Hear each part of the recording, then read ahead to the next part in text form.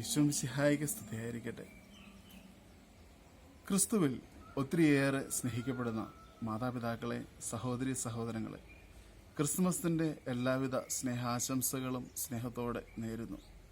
ക്രിസ്മസിനെ കുറിച്ച് ഓർക്കുമ്പോൾ എൻ്റെ മനസ്സിലേക്ക് ഓടി വരിക നമ്മുടെ പഴയ ദേവാലയത്തിൻ്റെ അരികിൽ മനോഹരമായിട്ട് അലങ്കരിച്ചിരുന്ന ഒരു പുൽക്കൂടും അതിനേക്കാളേറെ ക്രിസ്മസ് ഗിഫ്റ്റുകൾ, സമ്മാനങ്ങൾ തൂക്കിയിട്ടിരുന്ന ഒരു ട്രീയുടെ ചിത്രമാണ് എൻ്റെ മനസ്സിലേക്ക് ഓടി വരിക. ഞാൻ ക്രിസ്മസിന് തിരുക്കർമ്മങ്ങൾക്കെല്ലാം ശേഷം ആ പുൽക്കൂടിൻ്റെ അരികിൽ ചെന്ന് നിന്നപ്പോൾ എൻ്റെ മനസ്സിലേക്ക് അന്ന് തോന്നിയ ഒരു ചിന്ത അതിപ്രകാരമാണ്: ഉണ്ണീശോ എവിടെയാണ്? ഉണ്ണീശോയുടെ സ്ഥാനം എവിടെയാണ്? പുൽക്കൂടിൻ്റെ അരികിൽ വളരെ കുറച്ച് ആളുകൾ മാത്രം. ട്രീയുടെ ചുറ്റും ആളുകൾ തിങ്ങിക്കൂടുകയാണ്. പെട്ടെന്ന് സമ്മാനങ്ങൾ തീർന്നു. അയ്യോ, സങ്കടമായി പോയി.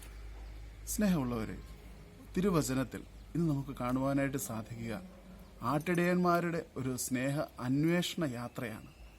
ആകസ്മികമായിട്ട് സാധാരണ ജീവിത അനുഭവങ്ങളിലൂടെ നമ്മൾ എത്രമാത്രം ദൈവാനുഭവം ദർശിക്കുന്നവരാകണം എന്നുള്ളൊരു സന്ദേശം ഈ ആട്ടിടയർ നൽകുന്നുണ്ട്. സാധാരണ പോലെ അവർ ജോലിയെല്ലാം കഴിഞ്ഞ് കിടക്കുവാനായിട്ട് പോയി. ആകസ്മികമായി ഒരു ദൈവ അനുഭവം, യേശു ദർശനം അവർക്ക് മാലാഖമാരിലൂടെ ജനിക്കുകയാണ്. അവർ അതിനുശേഷം അവർ അതിന് പുറകെ ഈശോ ജനിച്ച സ്ഥലത്തേക്ക് ഓടി പോവുകയാണ്. അതായത് ദൈവ അന്വേഷണത്തിന് കഷ്ടപ്പാടുകൾ സഹിക്കണം. കഷ്ടപ്പാടുകൾ സഹിക്കുമ്പോഴാണ് പ്രിയമുള്ളവരെ ക്രിസ്തു പിറന്നത് കാണുവാൻ നമുക്ക് സാധിക്കുകയുള്ളൂ. ഓർക്കുക, ഓരോ ജനനത്തിലും ദൈവത്തിൻ്റെ ഒരു പുഞ്ചിരിയുമായിട്ടാണ് ഒരു കുഞ്ഞ് കടന്നു വരിക.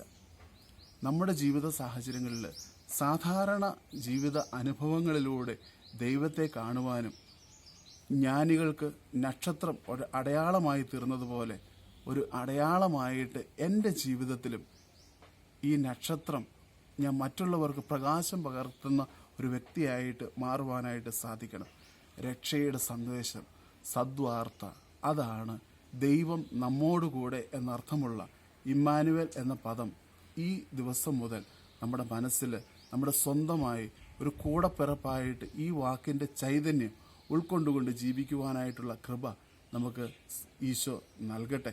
ഉണ്ണീശോയുടെ ഒത്തിരി ദൈവാനുഭവങ്ങൾ ഈ വരുന്ന ഒരു വർഷകാലം നിങ്ങളുടെ കൂടെ ഉണ്ടായിരിക്കട്ടെ എന്ന് ഒത്തിരി സ്നേഹത്തോടുകൂടി ആശംസിക്കുകയും പ്രാർത്ഥിക്കുകയും ചെയ്തുകൊണ്ട് പിതാവിൻ്റെയും പുത്രൻ്റെയും പരിശുദ്ധാത്മാവിൻ്റെയും നാമത്തിൽ ആമേൻ.